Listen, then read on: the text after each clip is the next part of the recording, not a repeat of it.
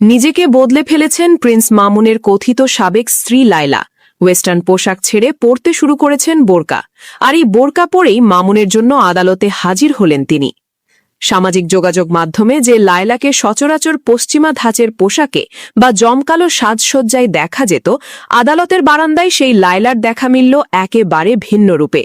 আপাদমস্তক সাদা বোরকা ও নিকাবে নিজেকে আবৃত করে বৃহস্পতিবার সকালে আদালতে উপস্থিত হন আলোচিত এই কন্টেন্ট ক্রিয়েটর। উদ্দেশ্য একটাই, টিকটকার আব্দুল্লাহ আল মামুন ওরফে প্রিন্স মামুনের বিরুদ্ধে দায়ের করা মামলায় ন্যায় বিচার নিশ্চিত করা। আর এদিনই মামুনের বিরুদ্ধে জারি হয়েছে গ্রেফতারি পরোয়ানা।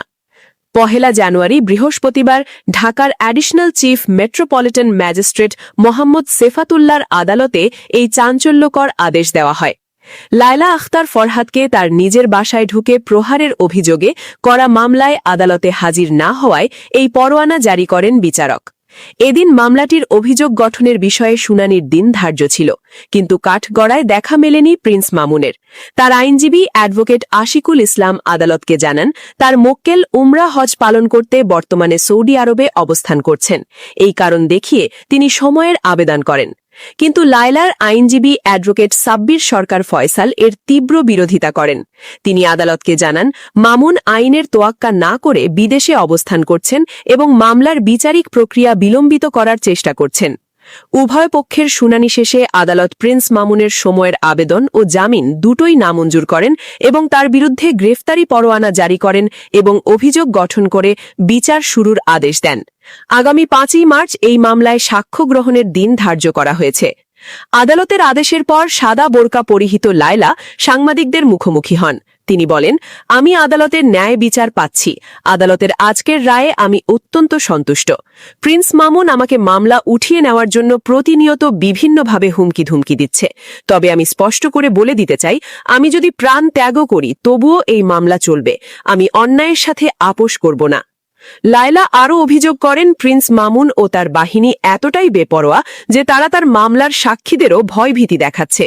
তিনি বলেন, আপনারা দেখেছেন এর আগে নারী ও শিশু নিপীড়ন দমন ট্রাইব্যুনাল ৭-এর দরজার সামনেই আমার সাক্ষীর উপর হামলা চালানো হয়েছিল। আদালত প্রাঙ্গণে এমন ঘটনা ঘটার পরও সে দমে যায়নি। তার অপরাধ করার প্রবণতা দিন দিন বাড়ছে। মামলার পূর্বের নথিপত্র ও অভিযোগপত্র থেকে জানা যায়, চলতি বছরের ১০ই মে ভোর ৫:৩০টার দিকে লায়লার ক্যান্টনমেন্টের ডিওএইচএস এর বাসায় প্রবেশ করেন প্রিন্স মামুন। সেখানে গিয়ে তিনি লায়লার বিরুদ্ধে করা ৩টি মামলা ও একটি জিডি তুলে নেওয়ার জন্য চাপ দিতে থাকেন। লায়লা সেই প্রস্তাবে রাজি না হলে মামুন ফেসবুকে লাইভে গিয়ে লায়লা, তার মা ও সন্তানদেরকে নিয়ে কটু কথা বলতে শুরু করেন। এক পর্যায়ে লাইভ বন্ধ করে লায়লাকে শারীরিকভাবে লাঞ্ছিত করেন এবং প্রহার শুরু করেন। এই ঘটনার পরপরই লায়লা ক্যান্টনমেন্ট থানায় মামলা দায়ের করেন।